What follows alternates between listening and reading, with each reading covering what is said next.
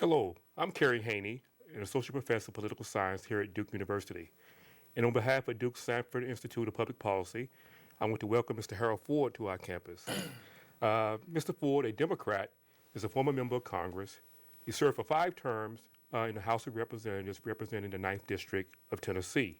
He was first elected to Congress in 1996 at the age of 26. He filled the seat that was made vacant by the retirement of his father, Congressman Harold Ford Sr. Congressman Ford is currently the chairman of the Democratic Leadership Council. And for the next several minutes or so, we'll be having a conversation that's sponsored by the Sanford Institute's J. Rutherford Living History and Heart Leadership programs. Congressman Ford, welcome. Thank you. Delighted to be here, and thanks for having me as a part of the series. Yeah, I'm glad you brought this great weather here to North Carolina. At least come to enjoy it. We're sitting here on October 22nd, 2008. We're just 2 weeks away from what could be an historic election, the election of the first African American to be president of the United States. If Senator Obama is elected president, what would it mean or symbolize for American politics and American society more general? Well, the race will make history, as we know, regardless. If John McCain, who I think still has a very narrow lane to try to win, I think it'd be very difficult for him to achieve a victory at this late point, but he would be the oldest person elected for his first term and would be the first and probably at this point the only person elected who was born in the 1930s, that decade in the 20th century. If Senator Obama is to win this race, and it looks likely, naturally it would make history the first African American. He would be probably the first president with as global a background, as global an upbringing, in a lot of ways as American as we all profess and claim and want to be, and what really in so many ways makes this country the greatest in the world. He will inherit a set of challenges, the next president regardless, but if it's Senator Obama, unlike any president has inherited in at least the last 7 or 8 decades, maybe the last century. One can make great arguments that Abraham Lincoln's fate, or should say hand, was as challenging, if not more challenging.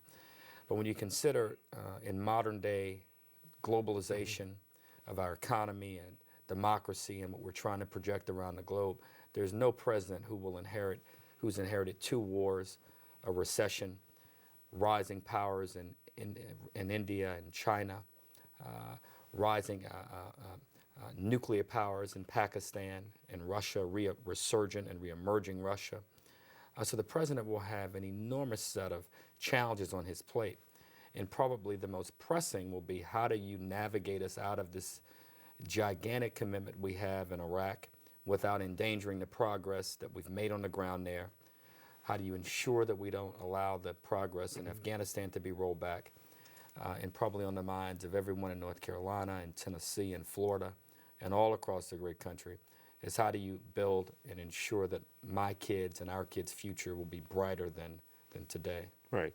Would this election, if he were to win, symbolize something different for African Americans, let's say? I think it symbolizes something bigger and different for the country. Who would have imagined that a fella named Obama could be elected president, right, particularly during a wartime, and we all know the rest of his name.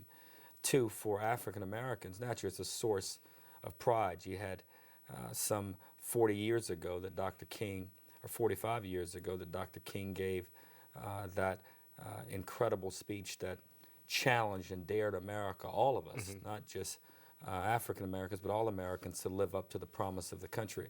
So naturally it has great significance, but he will be measured by his success as a president. If being the first is a remarkable thing, but if he's the first who worsens the situation, naturally that will have ramifications as well. I don't think he will do that, right, but I think his focus, and knowing him as I do, he brings an unflappability and a steadiness and an intelligence, and probably most important, a sober judgment and approach to governing that the country and the world is probably hungry for at this moment and frankly needs. Right. Now let me ask you this, what if he loses? What would that symbolize, if anything? It would symbolize probably more that Democrats have a great challenge winning national races. To put this in perspective, in the last 34 years, no Democrat running for president, sorry, the last 44 years, excuse me, no Democrat running for president has won a majority of the working class white vote. The last president running as a Democrat to even win a majority of the popular vote in the country was Jimmy Carter. People praise Bill Clinton for many reasons. I happen to be a fan of President Clinton and what he did, what he accomplished. But even his races in 92 and 96, he didn't go over 47%, having won 46.5% in 96 and 40, a little under 44 in 92. So I think it would say a lot about the party, and something pretty monumental would have to occur between now and the election day, which we would probably point to as well. John McCain is not a bad guy. I think he's made the choices and the path he would put the country on over the next 4 years would not be desirable for my family, or I think for many families across this country. So let's hope that's not the case. We don't have to analyze it that way. Right. I hope that Barack is elected. Right. Now, earlier you mentioned that the Obama campaign has been a success already. Win, lose now in 2 weeks, that it's already been a success to see an African American get the nomination of his party, to be ahead in most national polls, to be close in the neck of the woods that we both from the South, to see an African American leading in some southern states for the presidency. So it's already been a success in some respects. To what do you attribute this success?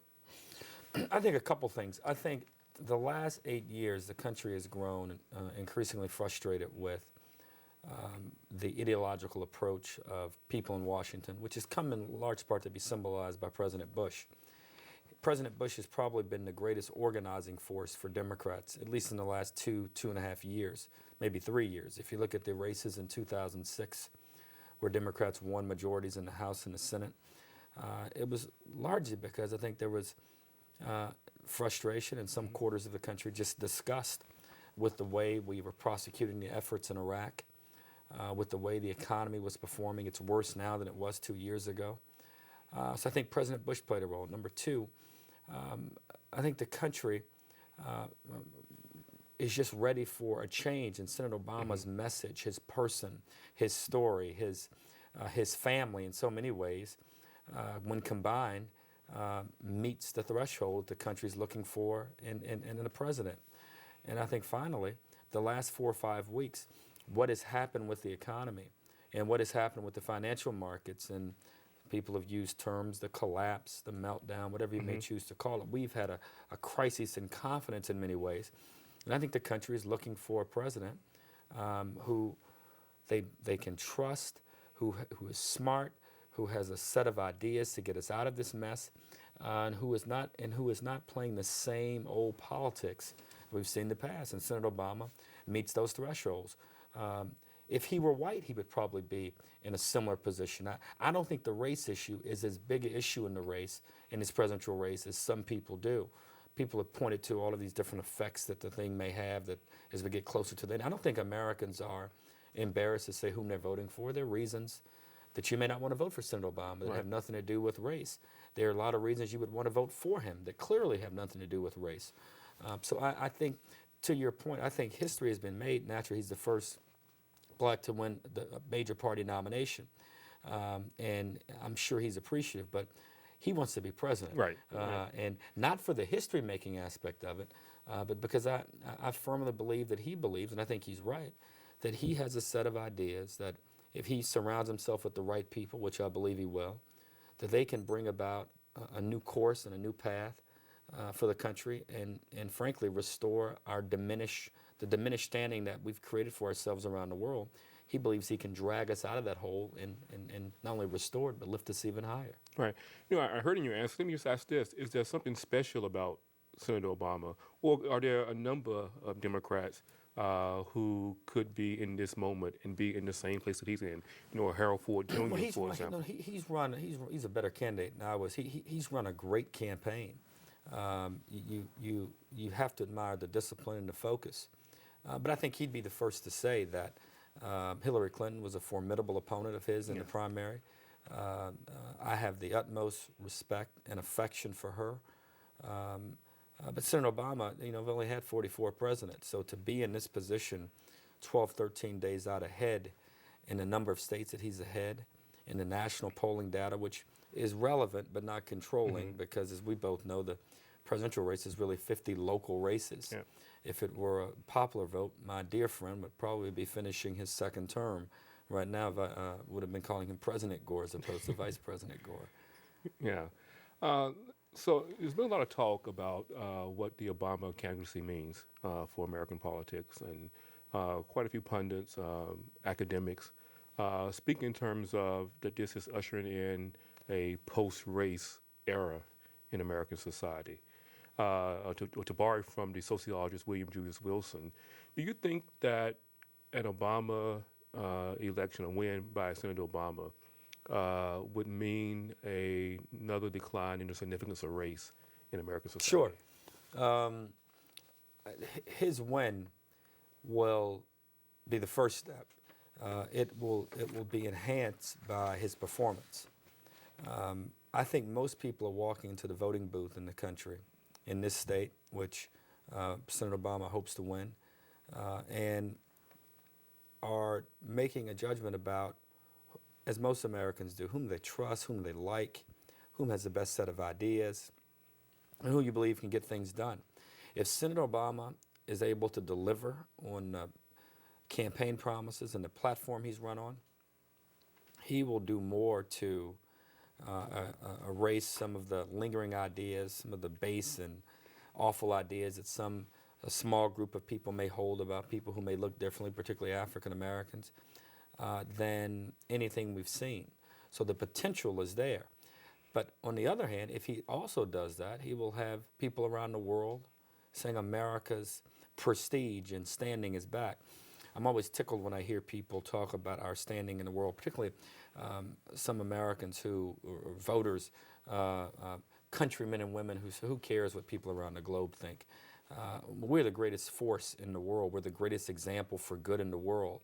Despite all of our challenges and shortcomings, there's no place in the world more people around the globe would rather live than here because of what we represent.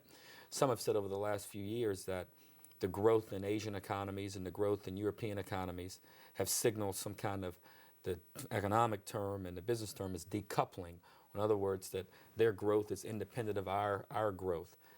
We've seen over the last several months the financial meltdown or the financial challenges that we have faced in our markets have infected and affected the rest of the world. Absolutely. So when we do well, the world does well. Right. Be it our example of morality, be it our example of economic prosperity, be it our example of humanitarian work around the globe. We are a moral and political and economic force at our best. And Senator Obama, the next president, if it's Senator Obama, will have the opportunity, because of some of the things that have gone wrong over the last 8 years, and there's a lot of blame, and there'll be a lot of books written about what this last president did, so I won't pile on him. I just want to try to fix and redress some of the challenges. So Senator Obama, if he does those things, he will, again, do more for the issue of again, removing or erasing or reducing some of the racial animus that may still exist in the country in some quarters. But more importantly, he'll make America stronger and greater, which is good for you, regardless of how you look or where your parents came from or what your parents did or what they didn't do or what your grandparents may have done. Right, right. Now, we're here on the college campus here at Duke University, and there's a lot of talk about this election cycle that the number of young people who are registered to vote has gone way up. It seems to be energized in part of the electorate. Now, this was also the talk in the last presidential election in 2004. There was quite a bit of talk about young people being registered in record numbers. But we now know that come that November in 2004, that the turnout was about the same as it had been in the past. What do you think is going to happen with young voters? I think we may surprise ourselves and see it increase.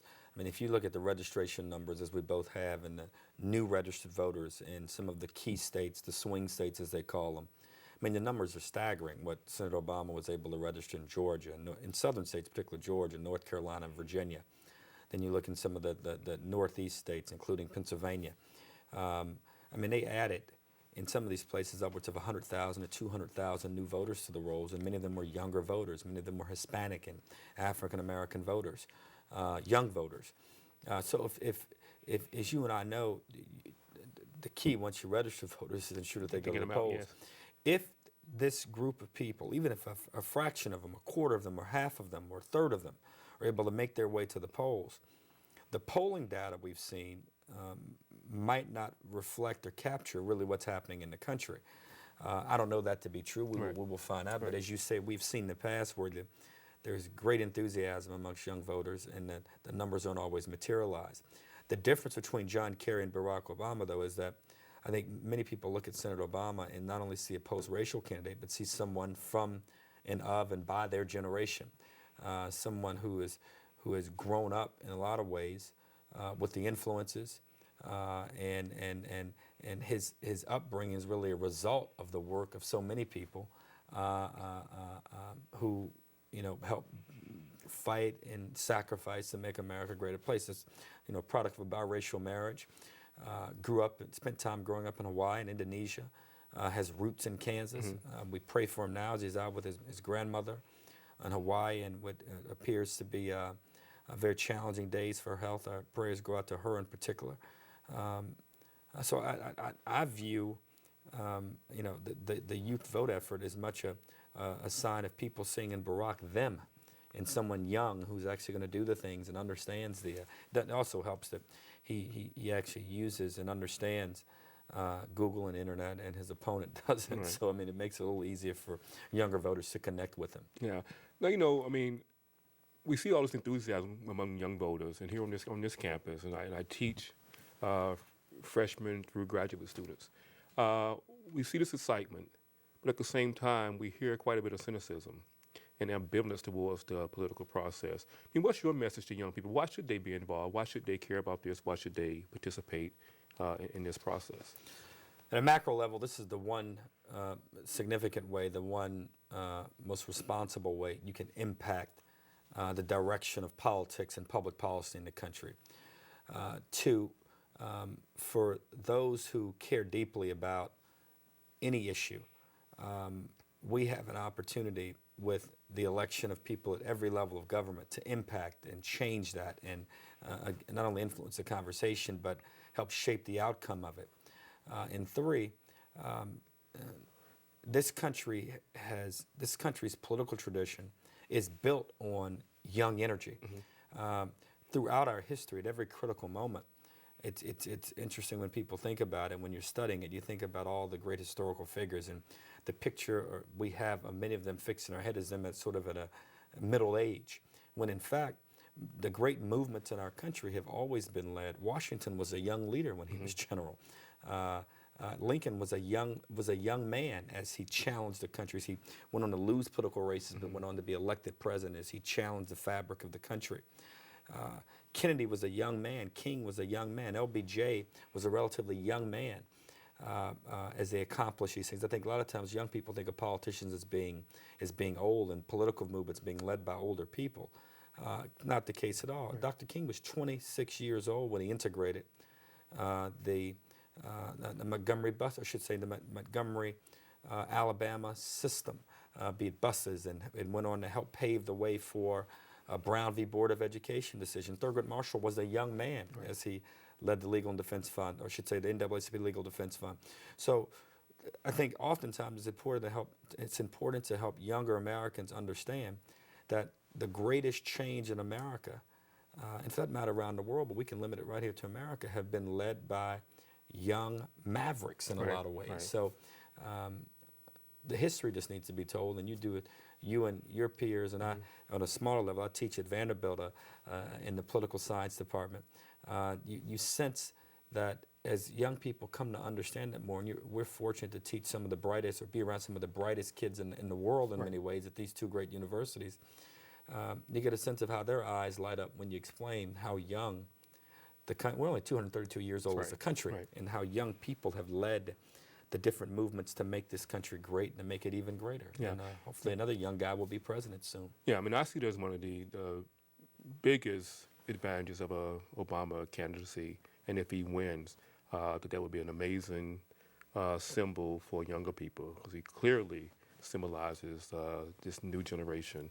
And it will speak volumes. The other thing I'm excited about Senator Obama, and I believe that he will do a lot of this, is that the country's going to have to make a lot of sacrifice over the next several years. It's not going to be easy. You got a $700 billion projected deficit for this fiscal year, which started 3 weeks ago, Right. October 1.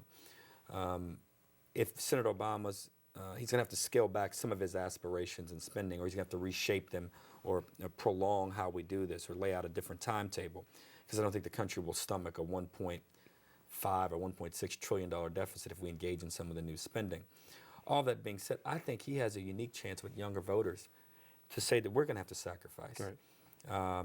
and maybe in exchange for college and health care being paid for, that younger voters are willing to give up portions of their long-term insurance they may enjoy from the government, that we ask wealthier people in the country to give up part of their insurance, their Social Security and Medicare going forward, not because the government wants to take from them, but because we've made some choices in the last 10 years that have handicapped the country.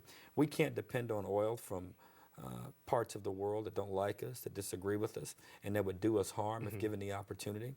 We have engaged in the greatest transfer of wealth in the history of the world over the last 5 or 6 years, being a part of moving some almost $3 trillion to countries who don't have our best interests at heart, and we wonder how it is that they have resources and able to do things that they're doing, and we can't. We have to change our energy structure in this country. We have to educate people better in this country if America is going to enjoy the superior position that we've enjoyed virtually the entire 20th century. We know China's growth. We know India's growth. We even know what it means if, again, Russia reemerges as a force, and it's certainly working in that direction. And we have to maintain an open dialogue and engagement with all three of those countries.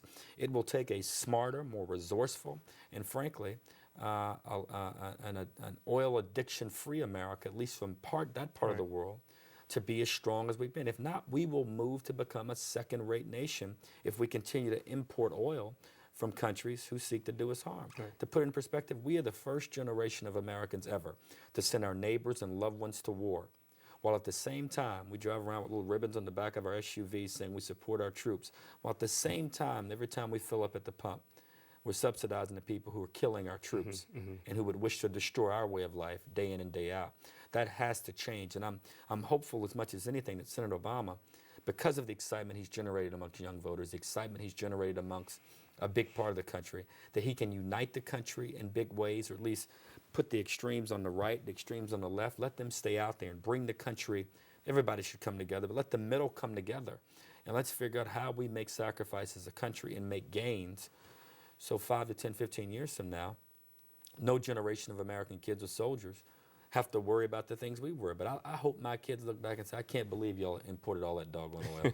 I can't believe your internet was as slow as it was. I can't believe you all drove those big gas-guzzling cars. I can't believe you didn't make it possible for every kid to get health care, every child to get a good education. I can't believe that you all operated with those shabby airports and those awful roads and didn't have broadband all across the country. This is the challenge of the next president. He's got to begin to lay. Barack won't accomplish all of this in 8 years. 4 years or 8 years if he's blessed to get that. But he can lay the groundwork and frankly lay out a path for the country to travel, which is what I hope he does. And if he does that, he'll be successful and be remembered not as the first African-American president. I want the first thing to say about him is that he was one of the most successful presidents in recent memory, if not in the history of the country, which I know is what he wants as well. Yeah. Let me ask you this question. Are you fearful of his safety if he were to be elected? No, I mean, I trust the Secret Service. I mean, a lot of people worry and think about that. I know that's not on his mind. He recognizes that there are people who have a job to do who are around him and surround him, he and his family. I think he's more concerned about his family than is himself. And I got great confidence in the U.S. Secret Service. They've done a good job. Okay. Now I want to talk about you for a few minutes. You were 26 when you were elected to Congress. I think I got that right. Yes, sir. 26 when you were elected to Congress, quite young. Was your age an advantage or a disadvantage during your time in Congress? When I ran, my opponents tried to use it as a way to suggest that I wasn't ready and prepared to go to Congress. Voters took a big risk on me. I had not served in politics before. Campaigned vigorously and showed a lot of energy and a lot of understanding of the issues. But I think anytime you elect anyone anything, you're taking a risk. It certainly took a risk with me. And I was fortunate to be reelected 4 times with big margins and was able to win a majority of the Republican vote in my district and an overwhelming majority of the Democratic vote for the 4 times afterwards. Being in Congress those 5 terms, my party, I'm a Democrat, was always in the minority, so my orientation was different than it was from my dad, who was elected when Democrats were in the majority. I had to reach out to Republicans and work with them to have the inkling of a chance, the remote chance to actually accomplish or get something done. So it helped me understand the process a lot differently, understand the system a lot differently. And I ran for the Senate 2 years ago, and had I won, would have been a part of a majority in the U.S. Senate. I hope to run again one day, someday down the road, and hope to be as helpful as I can even to this next president, and be it John McCain, but certainly if it's Senator Obama. Right. Let me ask about your Senate race in 2006 and the one you just alluded to that you lost. Why do you think you lost? I mean, a lot of pundits and observers like me, we attribute it to race. You think that was? I think there were a lot of factors. I think I could have run a better campaign. I didn't enter the race, and at the end of it, realized I was black. I knew when I got in the race from the outset that there were aspects of the race of my candidacy that were historic. Voters in my state made a decision, and they are always right. They chose my opponent over me in a narrow race. You're always right, you say? Voters are always right. I mean, they choose whom they want, and I respect that. I've continued to be active and engaged back in the state. I love public service and serving. Since then, I teach. I chair the DLC. I have a little relationship with one of the news organizations, NBC, and I'm a vice chairman at Merrill Lynch, soon to be Bank of America. So the time away, and I got married 6 months ago. So congratulations. The Lord is in the blessing business, and I've learned now I have to ask her before I make any decisions. So hopefully she'll give me the nod up if there's an opportunity in the near future to serve again. Right. You're still quite young. You're 38. 38, yes, 38 sir. years old. But do you think that experience or age is critical for effective political leadership? I think having a variety of experiences, this last year and a half, and what's happened in the markets, and being, I wasn't at Merrill Lynch when a lot of the decisions were made to engage in some of the things that they did, but being now part of the team that has seen the company go from where it's gone, and to watch the markets, to be in the perch I've been in and watch the markets perform as they have, and to watch the reaction from public policy leaders in Congress and the Senate and the President, has been fascinating. I think we're living through an historic moment. We're always living through a historic moment, obviously, but we are living through a grand moment right now, as we, in a lot of ways, have seen America's, the whole notion of capitalism be challenged in many ways, and some of the excesses of capitalism undermine people's confidence around the globe and our way of, in our economic system. So this will certainly benefit me if I'm fortunate to be elected, if I'm blessed to be elected again to something, or have an opportunity to serve in another capacity. So those experiences help. I don't think age is necessarily, I don't think you can be too old or too young to serve. I think voters have to make a determination about what kind of experience you have. If you have kids that are returning from war in Iraq at 26, 27 years old, who probably have about as much experience in real life challenge, in dealing with real life turmoil and chaos and controversy and difficulty, as people 30 years their senior. Not because the person 30 years their senior did anything different, but when you put a young man in a war zone and you ask him to lead other young men, having been to Iraq almost a half a dozen times, I can tell you that's an experience at 26 or 27 years old I'd love to have around me as I'm making decisions about not only military and national security issues, but a person with that mettle and that kind of stability and frankly that courage you would want in your organization. Yeah. How do you think the best way is to go about to groom or train leaders? First of all, you got people who want to enter politics have to love people. And it can't be I like Democrats, or I like Republicans, or I like conservatives, or I like liberals, or I like libertarians. If you don't like people, it's hard for you to be elected to something, let alone get elected and actually work with other people who may not subscribe to the political viewpoints that you subscribe to, or even subscribe to the same approach as you. I think one of the problems in politics today, in addition to the partisanship, there's nothing wrong with partisanship. There's nothing wrong with having a Democrat or Republican get to arguing about something, or a conservative or liberal. The problem is when the conversation ignores 3 things. 1, facts. You can't have a reasonable political conversation or expect to reach a reasonable political settlement or solution if you're going to ignore facts. Two, there's a certain set of experiences that you want political people to have, and part of that experience is actually, understanding business and understanding people, understanding what older people and younger people and white people and black people and Hispanic people, understanding that not that they have different experiences, but appreciating that they all pretty much want the same thing. And finally, blind and silly ambition. There's nothing wrong with ambition. I love being around ambitious people because they generally want to get things done. But when ambition is just blind and the person is not that bright, you create a problem for yourself. It's when you get kind of ruthless political gamesmanship that's bad. But of the three, the most important is just having facts. Because if we can't agree that there's a challenge, right. It'll be hard for us to kind of deal with. I mean, if you're arguing a set of things that just didn't happen, and I'm arguing a set of things that just didn't happen, it's hard to reach some kind of agreement or a consensus around a path or a settlement or a solution. So the advice I have people who want to go into politics, have as many experiences as you can around people. And try to learn as much as you possibly can about an issue. Have your viewpoint, but right. Learn as much as you possibly can. I listen to people who talk about climate change and global warming, and I actually subscribe to the notion that the planet is warming because of human behavior. But there are things that we do, most people attribute it to things that, frankly, don't create the most harm to the environment. Most people don't realize some of the basic activities, not just driving, but the things that we eat, the way it's farmed, has helped to deteriorate, or I should say, has helped to undermine, has helped to deplete the ozone layer as much as anything else. You have to be willing to deal with facts before you can be a good politician, or I should say, be an effective public servant. And if you look at Congress today, so many of my colleagues just ignore realities. And if we can't agree that this bottle here, that this is a bottle of water right. on the table, we're not going to solve getting the bottle off if we don't agree it's even there. Right. Let me ask you this about leadership. You often hear that individuals described as a natural leader or as a born leader. Do you believe that's the case, that there are people who are so-called natural leaders or born leaders?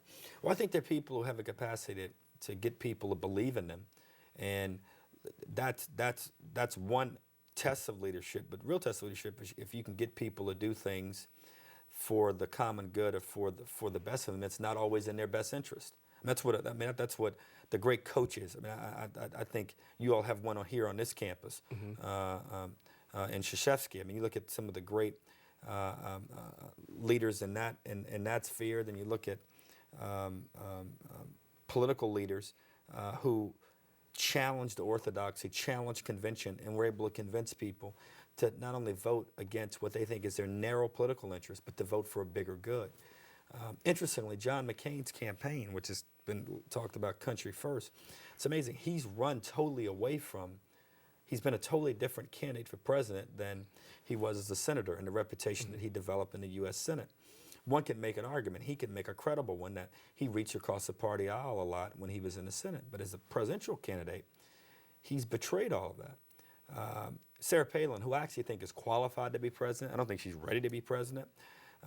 For him to have chosen her, in a lot of ways, raises real questions about his judgment, and in a lot of ways, it raises real questions about his legitimacy and his authenticity, because he was something different the last 15, 20 years, particularly the last 10 years in the Senate. And in the last 2 or 3 years, he morphed into something that he always argued against. If he had run the campaign, frankly, consistent with how he behaved in the Senate for the last 10 years, he might be at a different point on October 22nd. Right. He could still win this race. It's unlikely. But he might be in a different space because people would be looking at him as the John McCain that reached across the aisle and got things done and showed leadership qualities. Senator Obama, the same way. He has shown a leadership that I think Americans are hungry for. I mean, he's willing to stare down his own party. He chose Joe Biden to run with him when Biden criticized him during the primary as they ran for the presidency themselves. And Barack looked and said, that's a guy who I want, who's not always going to agree with me, who's going to challenge me not for the sake of challenging me, but is going to challenge me with facts.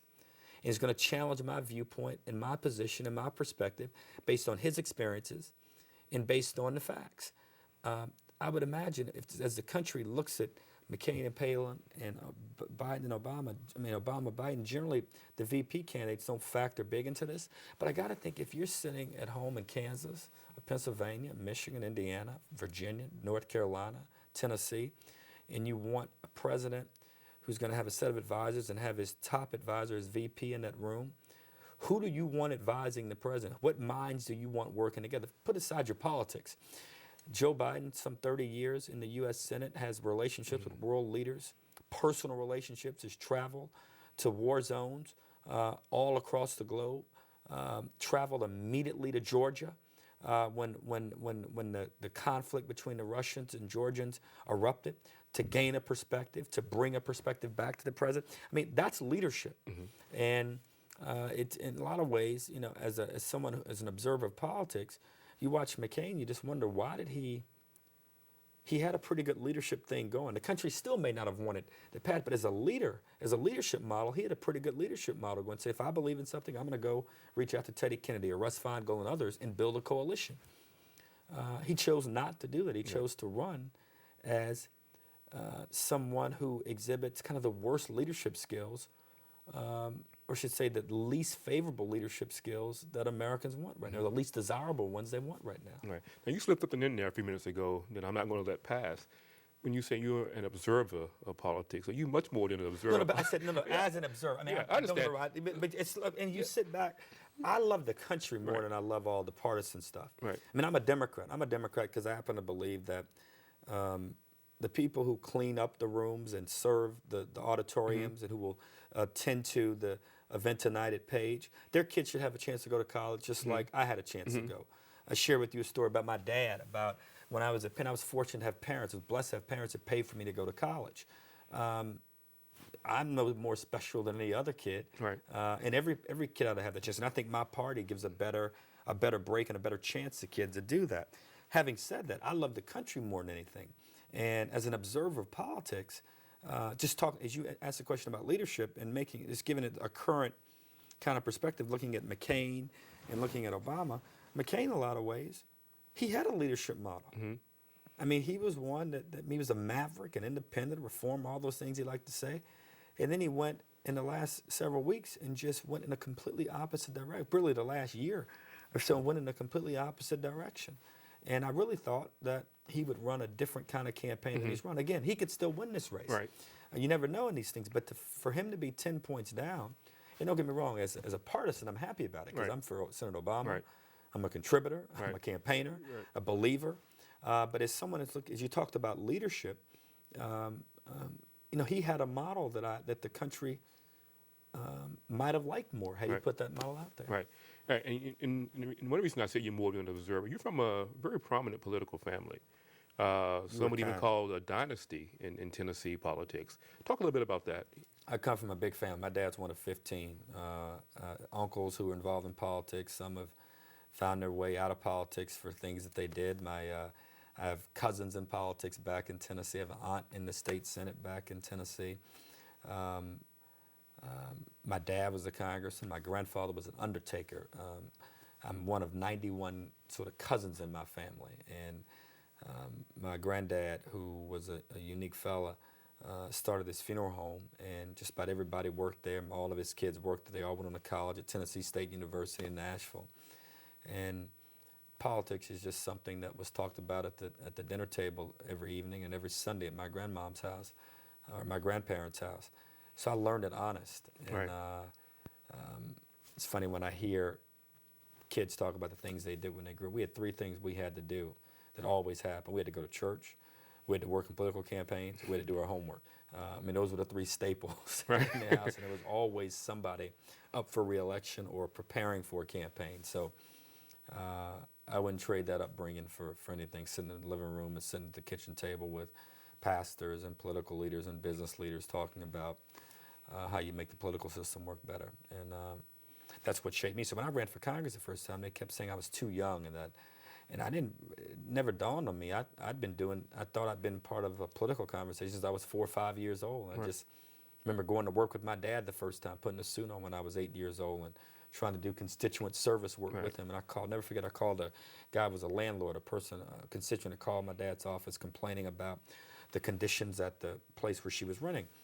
So I was 9 years old, and I called the landlord, and my dad at the time was 34, so I said, I'm Harold Ford's son. He put the math together, right? So he can't be more than 10, 12 years old, if that. And we talked, and he says, how old are you? I said, I'm 9. And he hung up the phone on me, and it didn't stop. I picked right back up, called him again, and called him again, and called him again. So when you mentioned the age thing, it never really dawned on me that I might have been too young. As I said in that campaign when my opponent who raised it, I said, whether you're 26 or 36 or 46 or 56, when you get to Congress in this race, you're going to be a freshman. Right. And you get no advantage for being having a little more age on you. In the case with Senator Obama and Senator McCain, there's no advantage there either. I happen to think that maybe the biggest long-term advantage that his win would represent is that it would immediately undo a lot of the damage that's been done to our reputation around the globe. And in the intermediate, I hope that Senator Obama is able to take advantage of that with our European allies who have, in a lot of ways, abandoned our efforts, or abandoned too strong a word, who have taken a different approach when it comes to fighting terrorism. We will need their help in Afghanistan and Iraq. I'm not one of these Democrats that, or for that matter, a politician that doesn't think, because I'm a Democrat, doesn't think we have to maintain a strong and robust military posture, and for that matter, a strong defense budget going forward. And one of the great advantages we have is our military. And we have seen it beat up over the last several years just because we've overutilized them. They're the strongest, the best prepared, and the greatest in the world. Part of what Senator Obama is going to have to do is we rebuild and strengthen the military, is convince our allies around the globe that they have a role to play. They have not only a role, a responsibility to help maintain and protect and defend freedom in parts of the world. The problem with President Bush is that he thought that the way that you asserted America's strength was that you just projected America's strength, is that you just asserted military power. You just sent the military, and you didn't use all of the other diplomatic powers and strengths. You didn't leverage all of our other resources and assets to try to win our way. He'll be remembered in a lot of ways for weakening the military. That part of his legacy is not talked a whole lot about, but what he has done to the Army and to the Marines over the last 8 years will take the next president 8 years to rebuild, or at least put us on a path to rebuild that. And if you get new policies and the American people, young Americans, believe in serving and sacrificing on behalf of their country, I think you'll see a number of people who will want to serve and who will, help again redress some of the damage or undo some of the damage that's been done. Right. Now, when you were in Congress, you voted to authorize the president to use troops in Iraq, right? I voted for the authorization of force piece. I mean, people succinctly said it was the authorization to go to war. I mean, you have to remember, and I think a lot of people forget, and I don't forget it because it was a huge vote. Colin Powell had just gone before the UN and got a 15-0 vote before the UN Security Council. Now, after we passed it, the president said that he wanted to have all the options and tools on the table. I viewed the vote. The intelligence seemed to be pretty strong in what we were presented, number one. Number two, I took the president at his word that he was going to exhaust all options and would not easily and readily send troops. Three, Secretary Powell won a 15-0 vote in the Security Council right after that to put the inspectors back in Iraq, and I just assumed that President Bush would allow them to do their jobs. Furthermore, if you remember the doctrine that Secretary Powell was associated with, his military doctrine is a very simple one. If we believe we have a challenge or we face a political or conflict that requires the use of the military, and it looks as if 50,000 troops would do the job, you send 500,000 and get the job done. You send 200,000, you ensure the job gets done, you have an exit strategy. I just assumed that President Bush, and it was a wrong assumption, that all of this would be part of the mix. We are where we are now, and frankly, I think had all of us in Congress knew that there were no weapons of mass destruction, had known there were no weapons of mass destruction in Iraq, we would not have voted in favor of it. Furthermore, I doubt, in fairness to President Bush, I don't think he would have brought the legislation. Although Vice President Cheney, when asked about this a few years ago in one of the Sunday shows, said they still would have tried to go. But I'm not going to put President I'm not going to allow Cheney to speak for President Bush. I would imagine the commander-in-chief would have made that decision.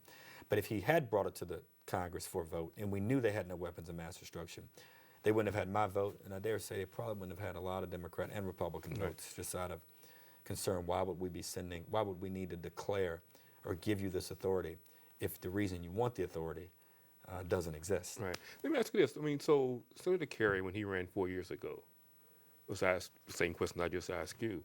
Why couldn't he have given the answer that you gave? That seems to be a quite reasonable answer. The evidence that the president came before the Congress, Secretary of State came before the Congress and presented evidence. We took them at their word, face value, and I decided to cast a vote based on the information I had.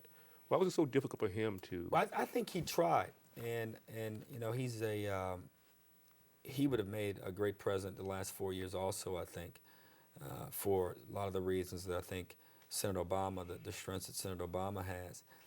Kerry is an experienced foreign policy thinker, very capable, respected around the globe, and enjoyed good relationships in the Senate. I think one of the disadvantages that Bush had, and frankly, governors, what they may have over the next cycle or two, as they think about running for president, particularly those who don't have experience in Washington, is that a lot of the problems we're going to face the next 10, 20 years are going to have to, the macro political solutions will come out of Washington. People will solve problems. I don't think Washington has all the answers. But at the end of the day, we're going to have a national response. We're going to have a national energy strategy. We're going to have a national strategy around Medicare. We're going to have a national strategy around how we strengthen and build new infrastructure in the country. States can't do it alone. We're going to have a national strategy around education in the country. So if you come to Washington as president and don't know anybody in the Congress or the Senate, although you've worked with your state legislature, but you have no relationships in the House and the Senate, you disadvantage yourself. Both McCain and Obama have that. And Barack would probably be able to command it even more than McCain just because of the sorry campaign, and I think the awful campaign that McCain has run. I think he's antagonized and probably alienated some of his friends in the Senate. You mean the negative stuff? Yeah, just the way he's run. Right. I mean, the fact that he chose a Palin to run with. And again, I don't think that she's not qualified. You just have to ask, is that what you want? Is she really ready on day one to face, if, God forbid, she had to become president 2 or 3 days after the inauguration, would she understand Putin? Would she understand Kim Jong-il? Would she understand Ahmadinejad in ways, or that region of the world in ways you would want your president to understand? And would she be able to process? So, I mean, those are questions voters will have to make decisions. But I think she's qualified to do it. I just don't know if she's ready to do it. So my only point about McCain and Obama is they know the Senate and the Congress. I think you need a president at a time in which national security, foreign policy matters are critical. Someone who has relationships with the policy players in Washington. Someone who has worked with them in the past. Someone who has achieved things with them in the past. Kerry would have been able to do that. I thought Kerry gave good answers to a lot of these questions. And frankly, George Bush and his team, they went out and found a group of people who were willing to lie about his record in Vietnam. How you question someone who's come home with a couple medals and a couple Purple Hearts. I mean, the irony in the whole Swiftboat veteran ads was that they weren't calling John Kerry a liar. They essentially were calling the U.S. military liars. Because why would the military have recognized his contributions and valor on the battlefield if he hadn't done those things? So that would mean that they had lied. Right. So anyway, that race is over with. And Senator Obama has, I think Senator Kerry would acknowledge, has run a more forceful and aggressive race and has been on offense more in times than Senator Kerry was. I think if Senator Kerry could do it over again, he probably would have played a little more offense at some of those critical moments. Right. You know, back to your time in Congress, political scientists looking at your record, as we often do when we try to assess what's going on in the legislature and in Congress, would describe you as a conservative Democrat. Is that a label that you would accept or disagree with? It's probably, in the vernacular, probably the closest. I'd call it kind of a mainstream Democrat. I mean, being from the South, there's certain things that I believe in, just the way I was brought up, that kind of contradict what the National Party sometimes stands for, particularly on some social issues. I'm just a little different. On economic policy, economic and security issues. Security issues, I'm probably more of a Scoop Jackson Democrat. I just believe that America, part of our strength is our military prowess and the fact that we're able to use it as able to leverage its use. I think this president has decided to put it out front and use it first, as opposed to leveraging it to win gains and to assert our diplomacy, and for that matter, win people over to adopt our way of doing things, be it economically, be it morally, be it politically. And when it comes to economic issues, I think there are three kinds of people in America: people who are working, people who are not working, and people who create jobs. And I think government has a responsibility to help create conditions where people are willing to take risk, where there's adequate reward for the risk, and where you don't penalize people if they do really well. I think what we've seen in the last couple of years, particularly with regards to Wall Street, the excesses there, the government didn't regulate enough in a lot of ways. Some of that behavior you couldn't have stopped, but a lot of it the government could have played a bigger role. I hope one of the first things that President Obama will do if he's elected is to streamline this alphabet soup regulatory scheme that we have as it relates to the financial system in the country, and even think about harmonizing it with global economies, with other economies around the world, with other markets around the world. They're taking the first step. President Bush has called a summit to take place in the next little less than a month. I would imagine the president-elect would be there, and whomever wins the election ought to invite the loser of the election, because if Barack loses or John McCain loses, more likely it will be Senator McCain to lose. He'll still be in the Senate. So you would want his leadership around this issue. I can't think of the top three things the president's going to have to do. One of them is going to have to be creating a better way of regulating global markets. I mean, it's not just the U.S. market anymore, or financial markets. We are connected globally.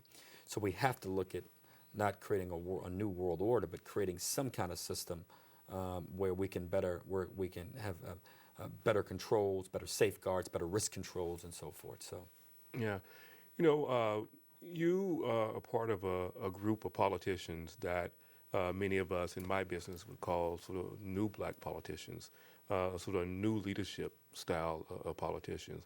And in that group would be folk like Cory Booker, Kurt Schmoke, former mayor of Baltimore, and there are others who see the job of being a politician much different than predecessors who happen to be African American. Is that something you are aware of? And we're blessed. I'd add Artur Davis from Alabama to that list, who I think is one of the just great talents and great thinkers in politics. He's going to consider running for governor himself down in Alabama. Deval Patrick. I think Deval Patrick in Massachusetts clearly is a trailblazer and represents that way of thinking. Ron Kirk certainly would have to be. Right. Because Cory Booker is really a unique. He's a dear friend, and what he's up against in Newark, in the achievements and the progress he's made has really been nothing short of remarkable. I give him great credit in a lot of ways, not only as a thinker and a speaker, but as a doer. We're all blessed that there are people that came before us who didn't have as broad and as big a tool set as we had. I used to say about my dad and some of his the people before, his generation before him, politically, they had one tool, they had a hammer. And I don't care how big the screw was or what the problem was, they used that hammer to deal with sometimes they hit it hard, sometimes they hit it soft. Whereas my generation, because of their work and their sacrifices and achievements and struggles, they made it easier for me to have a bigger toolbox. I mean, I had a better education, or she said more of it, and exposed to different kinds of people. So my politics is really as much of a reflection of how I grew up, the experiences that I had, the people that taught me, the friendships that I made with people who didn't always agree with me. I was put in different settings. So I don't even think about it. My dad and I, when I got elected, there's a lot of the people back, some national groups that said, well, your dad is more liberal than you. When I asked my dad, how do you stomach him? He said, he's my son, first off. He said, two, if I grew up like he grew up, I probably would think like him. And I said, if I grew up like my dad grew up, I might have an approach similar to my dad's. But if we don't make progress as America, generation after generation, I mean, 50 years ago, could Barack Obama run for president? Probably not. He could, but would he have achieved what he? Of course not. Probably not. 50 years later, he's in a different position. The country's in a different position. I argue because we're getting better. And that doesn't mean that people were bad before us, but we're just getting better as a country. And I hope my daughter or my son, if I'm blessed to have healthy kids, which I hope my mother can't wait for me to start having kids, or healthy kids who believe in politics and want to be engaged in it. I hope my daughter, I hope I look at her and say, you know, I'm so blessed and thankful that she had a different upbringing than me, and she thinks about things. My wife is white. So my kids will grow up in a lot of ways in a little bit different world than I did. So it'll be interesting. I want to watch her and watch him and how they evolve. And I hope, again, they look back at me and say, Dad, your politics was just so old. We have a totally different way of doing it. And I just hope it's a better way, which I believe it will be. Right. You raised an interesting set of issues here. And I mean, I think if we look at demographically, the country is changing and changing rapidly. And the old models of politics and perhaps the old models of leadership may not serve us well if we stick to those and not change with the country. I mean, look demographically in the places where we grew up. I grew up here in North Carolina, you in Tennessee. The populations of our states are much different over the last 10, 15, 20 years. How will leadership have to change and leaders have to change to accommodate and manage the... Well, I think leadership will emerge from those groups, from the new groups. I mean, a lot of times people associate old with bad or something is wrong with it. Look, the models that have worked in politics and across the country, particularly in the South, broke down. Let's take Louisiana, for example. They elected a guy named Bobby Jindal, son of Indian immigrants, to be governor of the state of Louisiana. 36 years old, 37 now, I think. 10 years ago, he probably couldn't have been, someone like Bobby Jindal probably could not have been elected governor of Louisiana.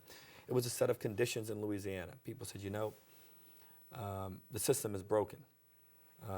And let's give it to the young guy and see if he looks a little different from us, but let's give it to him and give him a shot to do it. Senator Obama's facing a similar opportunity. People saying, you know, the country's, we're not what we should be, and we've made a lot of mistakes. This guy got a good head on his shoulders, calm, sober. He's different. We'll take a risk here. You take a risk with any president, but certainly take a risk. So I'm going to give this guy an opportunity. So it's just new models are being developed because of the conditions that we face. And I think there will be a temptation if Senator Obama was elected to explore. I saw one of the major magazines and one of the national newspapers do a cover story on how Barack represents the new black politics. But I never thought of my politics as black. I mean, the business working in the black politic, business creating jobs is not a black politic in my. I know what they're trying to say, but I don't think this. I never thought about it in those terms. Right. And that's a big difference from your father's generation. That may be that's where I'm going. That may be. I don't think my dad was, or you, or others thought that okay, our politics is black politics, but that's the way politics was organized. Right.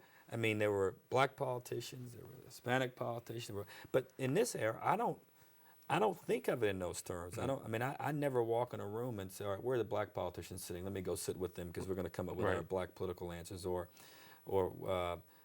they're male politicians, let the women sit. I never thought in those terms, and frankly, that's that sign of progress that I hope we get even better with it. I hope my kids look back and say, I can't believe that you all ever, as you compare McCain and Obama, ever thought about race or any of those things, or that you have 20% of the country still think Barack's a Muslim. Right. I mean, I hope they look back and say, how with all the mediums you had, platforms you have, how can anyone think that? I mean, my wife and I were together over the weekend. I had to go to work, and we took a day off, and we stopped to have lunch at a place, and the guy recognized me and came over, and he said, you know, have you heard? He said with a straight face, seemed like an educated, intelligent guy. He said, have you heard that, you know, they can't find Obama's birth certificate, so they're not sure if he's an American. And I looked at him, I said, are you serious? He said, yeah. I said, no. I said, I can assure you. I said, you can't be a United States senator if you don't have a birth certificate. Right. Not to mention a state. I'm telling you. So I mean, there are people out there who Right. still believe some of this stuff. And this guy was a business guy. I mean, I don't know if that was just his politics and he was trying to justify, which is fine, but that goes back to my point about leadership. There have to be a set of facts we can all kind of agree on. Now, if Right. you don't want Obama to win because you don't like his position on X issue, Y issue, Z issue, fair enough. Let's at least debate that. But we can't debate silliness. Right. And the country, again, just gets better and better and better with each generation. So I'm sure there'll be a lot of pieces and profiles done on what this means for post this and post that. At the end of the day, if you don't have good ideas, you won't be elected in politics. And are there parts of the country that still have some ideas based on things they probably and we wish they didn't? Sure. Is that number declining? Fast. And I hope it continues to decline. Right. Now you raised something in that answer. I've done some research on black legislators, and I argued in a book that I wrote that black legislators face what I call a duality dilemma, and that is that they often have strong pressures to be race representatives, that is to represent black interests, and those pressures may conflict with other pressures, career aspirations, for example, or to be a member of a larger coalition of Democrats may often conflict with the race pressures. Did you ever feel that as a member of Congress? I didn't. I mean, I think there may have been some people who wanted to impose some of that, but I never felt, again, because I didn't grow up that way. Okay. And I think a lot of it is a function of the way you were brought up, in politics and sort of your introduction to it. And so I watched people who I served with in Congress who clearly not only felt that pressure but embraced it. And that was just who they were. But that was never part of my politics. And I sometimes was criticized by some of my colleagues, particularly some of my black colleagues who thought of my dad and thought I'd be a lot more like my dad on issues. And my dad and I didn't differ radically on issues, but there were a few things we did differ on, and they were prominent issues.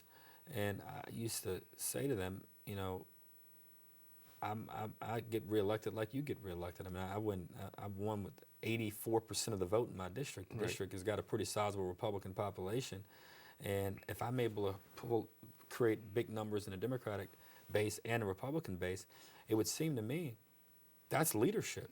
I mean, I didn't wake up one day saying, all right, how do I please the Republicans today? And wake up the next day and say, what can I do to please Democrats? I was blessed. I voted for the things that I believed in and took positions sometimes that were unpopular, took positions sometimes that didn't always fit nicely with where the majority of my district was, and I'd go home and explain it.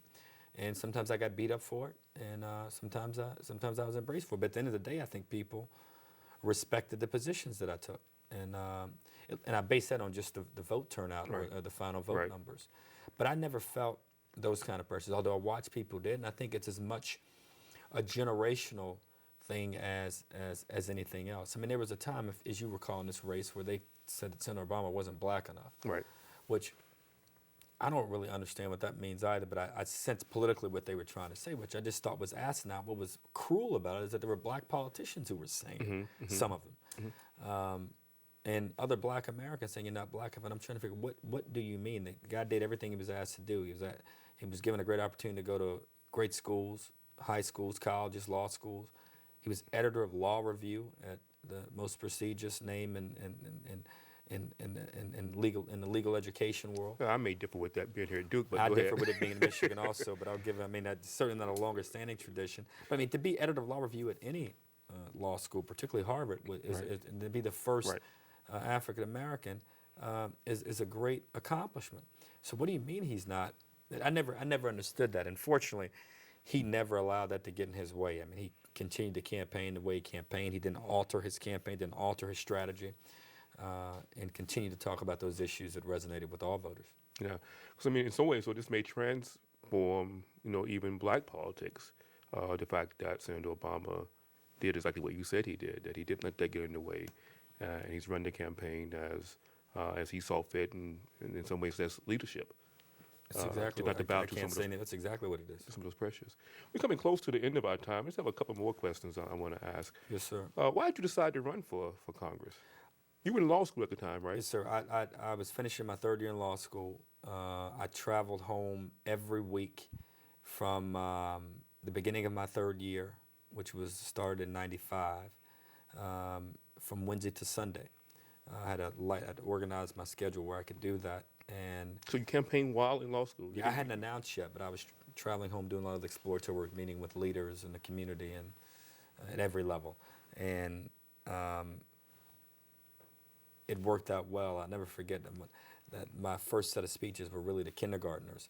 My elementary school principal was one of my campaign managers, and she would show up at the headquarters every day. I graduated from law school and I got back and I was waiting on all these big invitations to come speak. Although I'd been home meeting with people and I'd just show up at different events where big crowds were and work the crowd. But I had not been invited. I was not receiving a lot of invitations to come speak before groups. So I was waiting for business groups and women's groups and civic groups and labor groups and all to invite me to be speakers and to come, debate and so forth. None of it came. My principal ran in and she said, "Baby, I got some good news. I got you 32 graduation speeches." So I looked at some of the people where I said, "Look, let's get out some of the voter registration forms because it'll be high schools. We can't politic on campus, but we can certainly encourage that they register to vote and we can have the registration form." She said, "No, baby, they're not high school graduations. That's what, maybe middle school." I said, "We'll still take them because their parents may be there. I mean, they have older siblings there." I'm thinking how we might be able to gain some new voters. She said, "Sweetie, they're not middle school." I said, "Well, Miss Jackson, what are they?" She said, "Baby, I got you 3 elementary school graduates." She said, she's 35. She said, "I got you 3 elementary school graduates." So I did the math. I said, "What are the other 32? She said, "I got you 32 kindergarten graduation speeches." So I got my start speaking to kindergartners and elementary school students. And again, as I shared earlier, I was 26. I never thought I was too young because it was sort of what I thought I was brought up to do and what I'd been preparing myself to do. And fortunately, as I said, the voters took a risk and gave me a shot at doing what I'd grown up dreaming of doing. And it's funny, the Lord works in mysterious ways. Those kids kept going back to school speaking every year. When I was running for the Senate, I was up in Knoxville, where University of Tennessee is, and I was walking through a Walgreens. We'd been on the road a couple of days. I'd run out of toiletries, so I'm walking through, and school's getting ready to start up there, and there are 2 young ladies, and I could see them. I'm walking, they're giggling at me, kind of waving, and I walk over and said hello, and they said they were from Memphis, and I asked them where they went to church and what their parents' names were. I knew one of their parents, I knew both their pastors. And I said, "What's so funny?" And the young lady looked at me and she said, "You spoke at my 6th grade graduation back 10 years ago when you were running for Congress." So it was interesting to sort of see it all sort of come full circle in many ways. Right. I was trying to quickly do the math in my head as you were speaking. You mentioned you may run again. In 2 years, those kindergartners may be eligible to vote. It'll be about that time that they can vote, so you may have a constituency there. If you run, what office would you run for? Again, I now have a partner in all my decision making, and my wife. So I have to be careful when I'm on camera and not talk about anything, but talk to her. But I mean, I want to go back home and run again.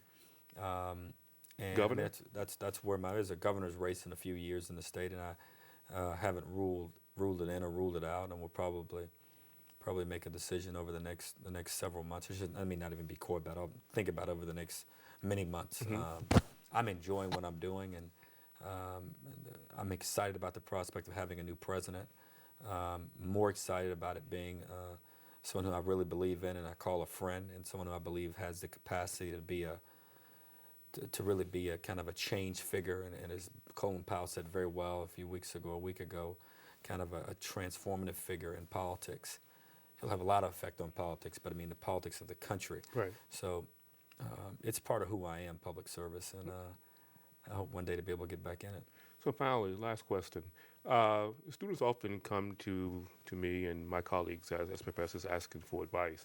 If a student were to come to me and say, I want to go into politics, I want to serve in an elected capacity, what should I tell them that they should start doing now to prepare to be so positioned to do that?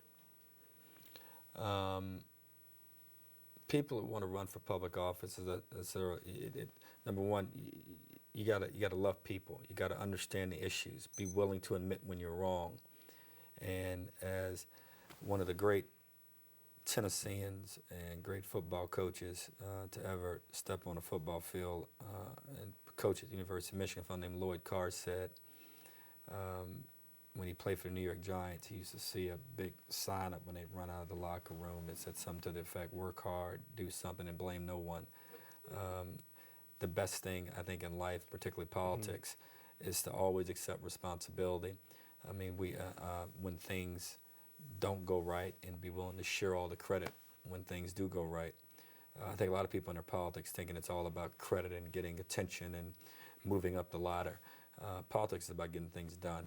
And if you have an interest in solving problems and you have an ability to bring people together and listen to people, you can not only can do well in politics, you can make a difference in politics, which is really oftentimes what is lost when people talk about politics and public service. So the great lion of the U.S. Senate, Teddy Kennedy, who's arguably, I think unarguably, but arguably the most effective and productive senator the U.S. Senate has seen in the last 50 years.